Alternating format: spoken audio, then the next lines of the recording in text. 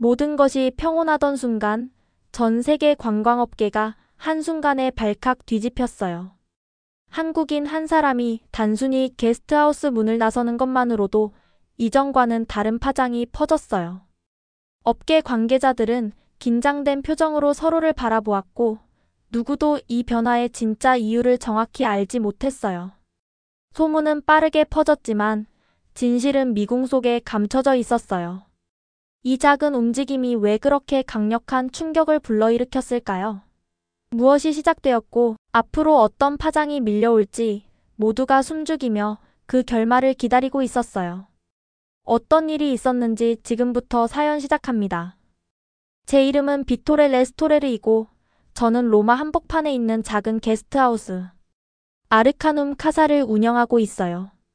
매일 아침 저는 무거운 나무문을 열고 좁은 자갈길로 발을 내디뎠어요. 고풍스러운 돌담에는 덩굴이 타고 올라가 있었고 햇빛은 그 사이로 부드럽게 스며들었어요. 공기에는 옆집 빵집에서 구워지는 신선한 빵 냄새와 갓 내린 커피 향이 은은하게 섞여 있었어요. 20년 넘게 저는 이곳을 찾는 여행자들을 맞아왔어요. 대다수 손님들은 예의 바르고 조용했지만 저는 큰 단체 손님이 올 때면 늘 걱정이 되었어요. 제 경험상 단체 관광객들은 시끄럽고 때때로 작은 물건을 부수거나 쓰레기를 남겨두곤 했거든요. 시간이 흐르면서 저는 아시아, 특히 한국인 관광객들이 더 문제를 일으킨다고 믿게 되었어요. 큰 그룹으로 여행하기 때문이라고 스스로 합리화했지만 사실은 제 마음속 깊은 곳에 자리 잡은 편견이었어요. 어느 흐린 가을 아침, 저는 프런트 데스크 뒤에서 예약 확인서를 넘겨보고 있었어요. 늘 그렇듯 피곤함과 새로운 손님을 맞이하는 설렘이 뒤섞인 기분이었죠. 그런데 이승현이라는 이름을 보고 저는 찡그렸어요. 한국 이름 같았거든요. 저는 눈을 감고 천천히 숨을 쉬며 마음을 진정시키려고 애썼어요. 나중에 승현 씨를 맞이했을 때 저는 시끄럽고 짐이 많으며 우산을 들고 있는 모습을 예상했어요. 그런데 혼자서 좁은 계단을 올라오는 젊은 남성이 있었어요. 깔끔한 회색 스웨터에 검은 바지를 입고 있었고 검은 머리는 정성스럽게 뒤로 넘겨져 있었어요. 마치 깨지기 쉬운 유물을 다루듯 두 손으로 캐리어를 잡고 있었죠. 그는 부드럽지만 자신감 있는 목소리로 VONGIORNO 안녕하세요 라고 완벽한 이탈리아어로 인사했어요. 살짝 고개를 숙이며 초대해 주셔서 감사합니다 라고 말했죠. 그의 말투는 공손하고 친절했어요. 저는 놀라며 눈썹이 치켜 올라가는 걸 느꼈어요. 저는 그를 방으로 안내했어요. 나무 침대와 깔끔한 흰 침구, 오래된 교회 첨탑이 보이는 창문이 있는 작은 방이었어요. 조식 시간, 와이파이 비밀번호, 화장실 위치를 알려주자 그는 끄덕이며 중간에 끼어들지 않고 경청했어요. 제가 설명을 마치자 그는 감사합니다. 이곳을 소중히 사용하겠습니다. 라고 조용히 말했어요. 프런트로 돌아왔을 때 복도를 걸어가는 그의 뒷모습을 바라봤어요. 느린 발걸음은 마치 낡은 돌바닥을 존중하는 듯했고 그는 지나갈 때마다 조각된 나무 난간을 손끝으로 살며시 쓰다듬었어요. 저는 이전에 아시아 손님 중 이런 행동을 하는 분을 본 적이 없다는 사실을 깨달았어요. 그날 아침 늦게 저는 작은 식당에서 아침 식사를 준비했어요. 높은 창문을 통해 햇빛이 쏟아져 들어와 바닥에 다채로운 타일을 환하게 비추었죠. 크루아상, 잼, 과일, 그리고 김이 모락모락 나는 에스프레소를 차려놓았어요. 손님들이 하나둘 도착할 때 저는 또다시 시끄러운 풍경을 예상했어요. 하지만 승현 씨가 가장 먼저 나타났어요. 그는 식사 후 작은 접시를 들고 싱크대로 다가가 조용히 헹구었어요. 깨끗한 수건으로 닦아 선반 위에 가지런히 올려놓았죠. 이어 식탁으로 가서 약간 밀려나간 의자를 살며시 바로잡았어요. 굳이 그럴 필요는 없었지만 그는 미소를 띤 채 그렇게 했어요. 다른 손님들은 그의 모습에 감탄하며 속삭였어요. 저는 카운터 옆에 서서 무언가 제 안에서 변화하는 것을 느꼈어요. 오랫동안 제 마음을 짓누르던 편견이 무겁게 느껴졌고, 이제야 그것을 내려놓을 준비가 된 것 같았어요. 저는 승현 씨를 만나기도 전에 판단했다는 사실을 깨달았어요. 이제 보이는 건 존중과 청결, 그리고 친절을 소중히 여기는 젊은이였어요. 그제야 저는 제 생각이 틀렸을지도 모른다고 처음으로 의문을 품었어요. 그 아침, 저는 에스프레소 한 잔을 따르며 승현 씨가 조용히 다른 손님들을 돕는 모습을 바라봤어요. 그리고 궁금해졌어요. 이 손님은 과연 누구일까? 그리고 그는 제 세계를 어떻게 바꿔놓을까? 저는 그날 아침을 아직도 아주 선명하게 기억해요. 아르카눔 카사에서의 하루는 늘 그렇듯 시작되었어요. 저는 아침 식사를 준비하느라 분주했어요. 긴 나무 테이블 위에 크루아상과 신선한 과일, 김이 모락모락 나는 에스프레소 잔들을 정성스럽게 배열했어요. 높은 창문으로 들어오는 부드러운 빛이 방 안을 환하게 채웠고 저는 조용히 콧노래를 흥얼거렸어요. 오늘은 평화로운 하루가 될 거야 라고 생각했지만 평화는 생각보다 쉽게 깨지곤 했어요. 식당을 점검하던 중 작은 손님 무리 사이에서 웅성거림이 들려왔어요. 무슨 일인가 싶어 다가가 보니 걱정스러운 표정의 스페인 가족이 있었어요. 그중 한 사람이 손에 꼭 쥔 작은 브로치를 바라보며 두려움이 가득했어요. 그 브로치는 오래된 갑오였고 가족 대대로 전해 내려온 소중한 물건이었어요. 가족분들은 방에서 그 브로치가 사라졌다고 말씀하셨어요. 제 심장이 내려앉는 듯 했어요. 손님이 소중한 물건을 잃어버린다면 그것은 제 책임이었거든요. 저는 재빨리 모든 손님을 라운지로 불러 모았어요. 평소 손님을 맞이할 때 쓰던 목소리보다 더 진지하게 여러분, 침착해주세요. 함께 해결책을 찾아야 합니다. 라고 말했어요. 방 안에는 긴장감이 가득했어요. 손님들은 목소리를 높이며 서로를 의심하기 시작했고 저는 복도 한쪽에서 불안해 보이는 몇몇 아시아 손님들의 표정을 볼 수 있었어요. 제 마음은 걱정으로 가득 찼어요. 어떻게 이 문제를 해결해야 할까? 모두가 안전하고 존중받는다고 느끼게 하려면 어떻게 해야 할까? 그때 저는 승현 씨가 조용히 그룹 맨 뒤에 서 있는 모습을 보았어요. 그의 눈빛은 차분했고 표정에는 흔들림이 없었어요. 저는 그가 아침 식사 후 정리하던 모습을 떠올렸어요. 주저없이 승현 씨는 앞으로 나와 부드럽게 말했어요. 서로를 탓하지 맙시다.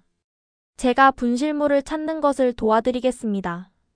그의 목소리는 차가운 바람처럼 울적한 웅성거림을 가르고 방 안을 한결 차분하게 만들었어요.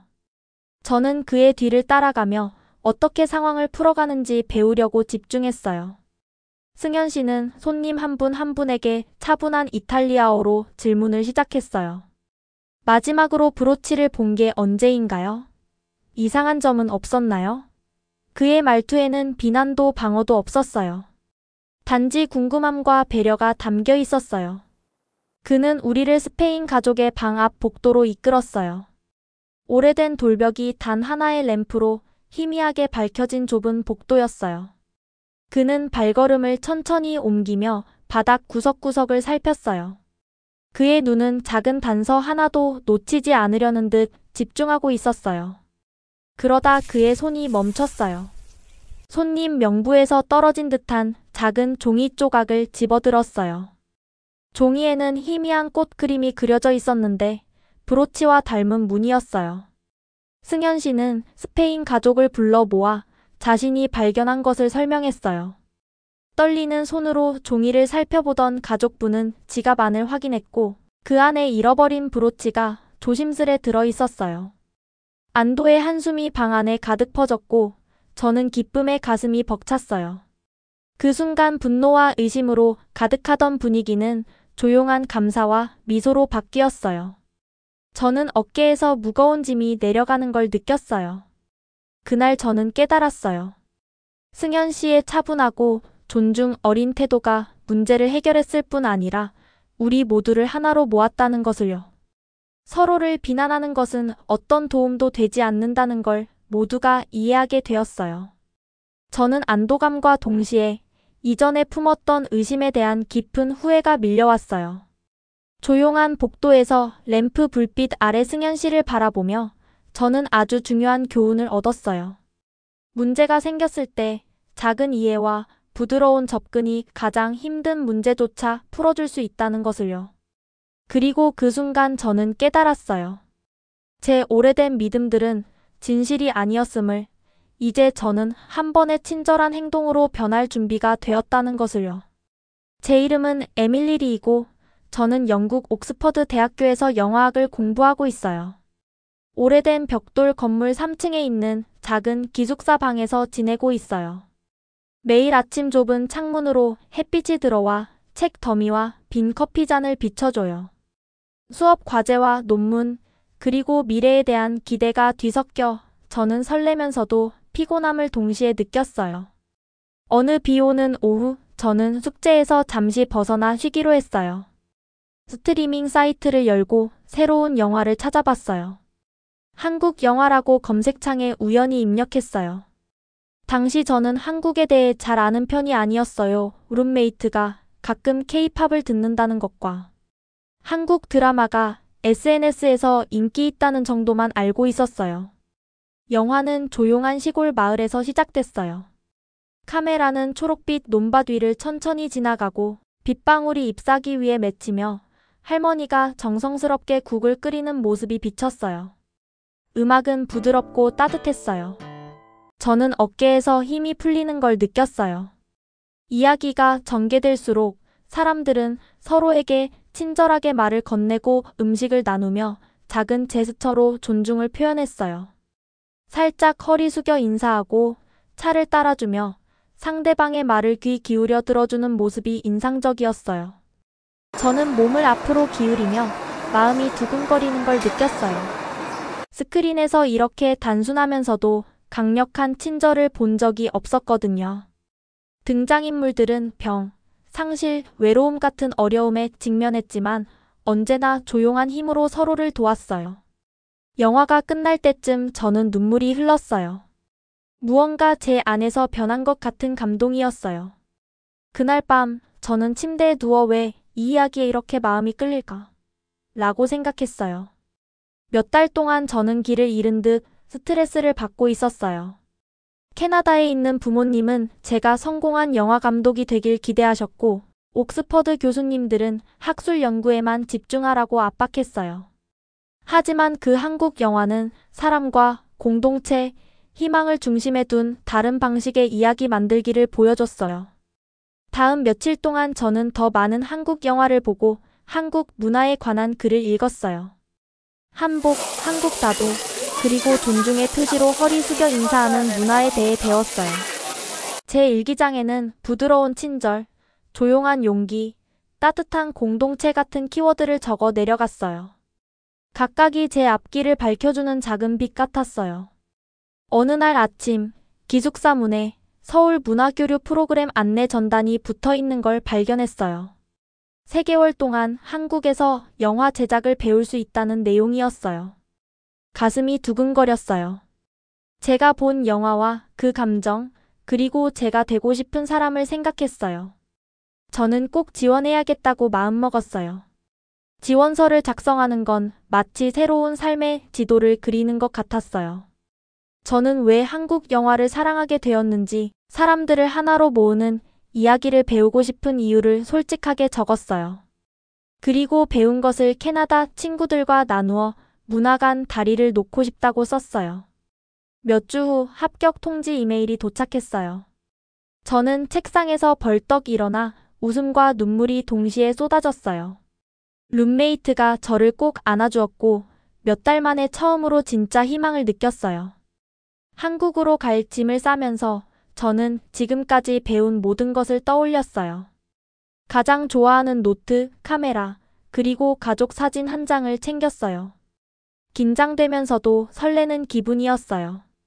한국은 단순한 지도상의 한 곳이 아니었어요. 제게 친절과 창의성, 그리고 제가 아직 상상하지 못한 방식으로 제 자신을 발견할 기회였어요. 이렇게 한 편의 영화, 한 방울의 눈물, 그리고 마음을 따라 세계를 넘기로 한 선택이 제 한국 각성의 시작이었어요. 저는 그날 아침 일찍 일어나 심장이 빠르게 뛰었어요. 오늘은 아르카눔 카사에서 처음 여는 문화의 밤이고 제가 첫 번째로 선택한 나라는 한국이었어요. 손이 조금 떨리며 게스트하우스 문을 열고 조용한 복도로 들어섰어요. 아침 햇빛에 먼지 입자가 반짝였고 나무 바닥은 발밑에서 매끈하게 느껴졌어요. 식당으로 들어가 보니 가브리엘라가 이미 긴 테이블을 정리하고 있었어요. 그녀는 선명한 빨강과 파랑 무늬가 있는 천을 들고 있었는데 한국 국기색을 떠올리게 했어요. 저는 벽에 웰컴 투 코리어, 나이트이라는 이탈리아어와 한국어로 환영합니다 라는 문구가 적힌 간단한 표지판을 걸었어요. 환영합니다 라고 소리내어 말할 때 목이 울컥했어요. 곧 승현 씨가 작은 나무 쟁반을 들고 다가왔어요. 하얀 도자기 주전자와 작은 찻잔이 놓여 있었어요. 그는 맑은 로마 하늘을 닮은 부드러운 파란색 셔츠를 입고 있었고 그의 차분한 미소가 제 긴장을 풀어주었어요. 좋은 아침입니다. 비토레시 그가 조용히 말했어요. 준비되었어요? 저희는 창가 쪽에 차시음 코너를 함께 세팅했어요. 주전자에서 피어오르는 김이 가느다란 흰 연기처럼 공중으로 퍼졌고 은은하면서 달콤한 향이 났어요. 테이블 반대편에는 전날 승현 씨가 가르쳐준 대로 썰어놓은 떡 접시를 놓았어요. 떡은 부드럽고 쫄깃했으며 고소한 콩가루가 살짝 묻어 있었어요. 아침 식사가 끝나자 손님들이 하나둘 식당으로 모여들었어요. 호기심 어린 표정도 있었고 어리둥절해하는 분들도 있었어요. 저는 목을 가다듬고 방 앞에 섰어요. BONASERA라고 이탈리아어로 시작했어요. 오늘 저녁은 한국을 기념하는 시간입니다. 한국 차를 맛보고 간단한 한국어를 배우며 이야기를 나눌 거예요. 방 안이 조용해졌어요. 모든 시선이 저에게 집중되는 걸 느꼈지만 저는 용기를 내어 계속했어요. 승현 씨를 소개하고 자리를 비켰어요. 승현 씨는 부드러운 영어와 한국어로 손님들을 환영했어요. 안녕하세요. ANNYONG-HASEYO와 감사합니다. GAMSAHAMNIDA를 가르쳐 주셨는데 목소리는 부드럽지만 또렷했어요. 손님들은 발음을 따라하며 웃음을 터뜨리기도 했어요. 그 다음 승현 씨가 한 사람씩 차를 따라 주었어요. 찻잔에서 피어오르는 김이 작은 구름 같았어요. 첫 모금의 따뜻한 기운이 가슴 깊이 퍼졌어요. 고소하고 부드러운 맛이었어요. 이어 떡을 맛보았어요. 스페인에서 오신 손님 한 분은 눈을 감고 미소 지으며 맛있어요 라고 어설픈 이탈리아어로 말했어요. 다른 분들도 고개를 끄덕이며 칭찬을 속삭였어요. 시음이 끝난 뒤 승현 씨는 한국의 마을 축제 이야기를 들려주었어요. 보름달 아래 빛나는 등불 함께 춤추는 가족들, 연을 들고 뛰어노는 아이들의 웃음소리가 생생하게 그려졌어요. 저는 주변을 둘러보았어요. 서로 다른 나라에서 온 사람들이 조용히 대화하며 한국어 발음을 도와주고 떡을 나눠 먹고 있었어요. 제 마음속에 쌓여있던 의심의 벽이 서서히 무너지는 것 같았어요. 가벼운 기분에 마치 떠오를 것만 같았어요. 가브리엘라가 제 옆으로 다가와 속삭였어요. 이 모습을 봐요, 비토레스. 저는 고개를 끄덕이며 감정이 북받쳐 목이 메었어요. 저녁이 끝나자 손님들은 테이블 위에 작은 메모를 남겼어요. 한국어, 이탈리아어, 영어, 스페인어로 쓴 감사 인사들이었어요. 한국의 마음을 열어주셔서 감사합니다. 여기가 가족 같아요. 같은 글귀들이 마음을 따뜻하게 만들었어요. 저는 테이블을 천천히 정리하며 메모 하나하나를 보물처럼 손끝으로 만졌어요. 이전에는 한국 손님들을 오해하고 판단했지만 이제는 제가 얼마나 잘못 생각했는지 깨달았어요. 한국은 소음이나 무례함이 아니라 친절함, 따뜻함, 그리고 존중이었어요. 그것이 제가 이 게스트하우스를 만들고 싶었던 모습이었어요. 그날 밤 부드러운 램프 불빛 아래 텅 빈 식당에 서서 저는 미소를 지었어요. 아르카눔 카사도 그리고 저도 영원히 변했음을 알았어요. 제 이름은 이승현이고 오늘은 로마의 아르카눔 카사에서 맞이하는 마지막 아침이에요. 저는 해가 뜨기 전 일어나 조용한 게스트하우스 안을 느꼈어요. 돌로 된 복도에는 은은하게 레몬 세제와 따뜻한 나무 냄새가 섞여 있었어요. 반쯤 옷과 스케치 노트, 그리고 비토레 씨를 위해 가져온 작은 한국차. 상자가 담긴 캐리어가 침대 위에 열려 있었어요. 저는 돌바닥이 깔린 거리로 나갔어요. 하늘은 연한 파란색이었고 교회 종이 6번 울렸어요. 시원한 공기를 깊이 들이마시며 아침 햇빛에 빛나는 주황색 지붕들을 올려다봤어요. 곧 이 도시는 기억 속이 되겠지만 제 마음은 꽉 차 있었어요. 방으로 돌아와 마지막 셔츠를 개어 캐리어를 지퍼로 닫았어요. 침대 옆 탁자에 가브리엘라가 붙여놓은 손편지를 집어들었어요. 안전하게 여행하세요, 승현 씨. 언제든지 환영합니다. 라는 깔끔한 글씨를 보고 미소가 나왔어요. 아래층 부엌으로 내려가니 비토레 씨가 벌써 차를 준비하고 계셨어요. 그는 작은 도자기 잔 2개에 뜨거운 물을 부었고 김이 부드럽게 피어올랐어요. 저는 그가 내어준 한국 녹차를 조용히 감사 인사를 전하며 받았어요. 우리는 편안한 침묵 속에 함께 앉아 차를 마셨어요. 차를 다 마신 뒤 비토레 씨가 편지를 하나 건네주셨어요. 어제 도착했어요 라고 조용히 말씀하셨죠. 저는 편지를 열어 에밀리의 필체를 보고 미소 지었어요. 그녀는 옥스퍼드에서 단편영화 리스펙트의 달이 시사회가 열렸다고 적었어요. 관객들이 친절과 이해의 이야기에 박수를 치고 눈물을 흘렸다고 했어요. 제게 영감을 준 것에 감사하다며 앞으로 사람들을 연결하는 영화를 더 만들고 싶다고 썼어요. 가슴이 벅차올랐어요. 편지를 천천히 접어 올려다보니 비토레 씨 눈가에 맺힌 눈물이 보였어요. 감사합니다 라고 속삭였어요. 그는 고개를 끄덕이며 제 어깨를 다독여주셨어요. 밖은 이미 밝은 아침 해가 떠 있었어요. 저는 게스트하우스 문을 잠그고 좁은 계단을 내려오며 마지막으로 아르카눔 카사를 한 번 더 바라봤어요. 돌담을 타고 오르는 덩굴, 현관의 다채로운 타일, 바람에 살짝 흔들리는 나무 간판이 눈에 선했어요. 택시를 타고 레오나르도 다 빈치 피우미치노 공항으로 가는 길은 조용했어요. 스쿠터가 차 사이를 누비고 과일 노점이 하나둘 문을 열었으며 비둘기들이 보도 위 부스러기를 쪼아먹고 있었어요. 저는 이곳에서 보낸 모든 순간에 감사했어요. 공항에서 여권을 확인한 뒤 비행기에 탑승했어요. 엔진이 힘차게 소리를 내며 작동하자 저는 이마를 차가운 창문에 기대고 구름 아래로 작아지는 로마를 바라봤어요. 비토레 씨와 가브리엘라, 에밀리의 편지, 그리고 존중과 친절의 힘이 떠올랐어요.